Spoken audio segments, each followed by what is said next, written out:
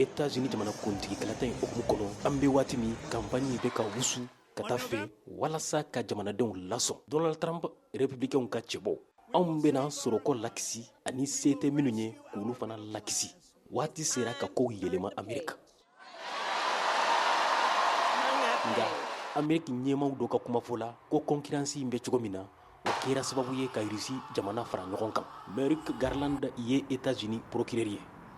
Irisi jamana kuntigi Vladimir Putin ka masuruɲamɔgɔ dɔ Sergei Kiriyenko y'a ɲini cakɛdaw fɛ Irisi jamana na k'u ka kunnafoni kɔlɔw sankɔrɔta ani laɲini minnu sigira sen kan jamana kɔnɔ walasa ka Amerika san 2024 jamana kuntigi kalata in sankɔrɔta Amerika jalakili sɛbɛn y'a jira cogo min na ko kunnafoni minnu bɛ di bɔlɔlɔsiraw fɛ o ye de ka kalatalaw ka hakilinaw sankɔrɔta u ka laɲini jɔnjɔnw kan dɔw fana bɛ ka kunnafoni di so min tɔgɔ RT sen dɔ a la ni Irisi bɛ ka dɛmɛ u ye Irisi jamana jalaki yɛrɛ k'a bɛ surunya dolari wari miliyɔn 10 ma n'a y'o di kunnafoniso in ma n'a daga bɛ États-Unis Matthew Miller ye Ameriki kɔkanko minisiri kuma lasela ye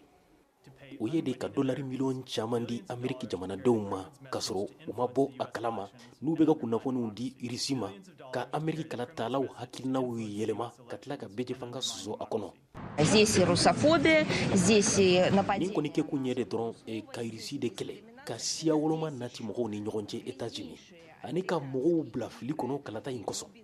Ameriki jamana ɲɛmɔgɔw ko jalakili ninnu tiɲɛ t'a la u y'a jira ko sɛgɛsɛgɛliw bɛ sen na kabini kalo daminɛ walasa ka lajɛ n'a y'a sɔrɔ Irisi sen bɛ kalata in na ka jamana kuntigi kɔrɔ Donald Trump dɛmɛ Merrick Garland ye procureur ye États-Unis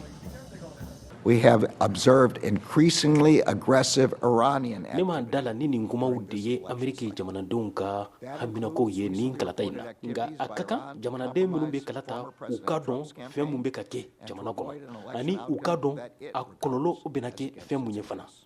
Amerika lakana cakɛdaw dɔw fana y'a jira ko Sini jamana fana bɛ ka a sen don kalata kampani in na walasa ka sira tigɛ cɛbo dɔ ye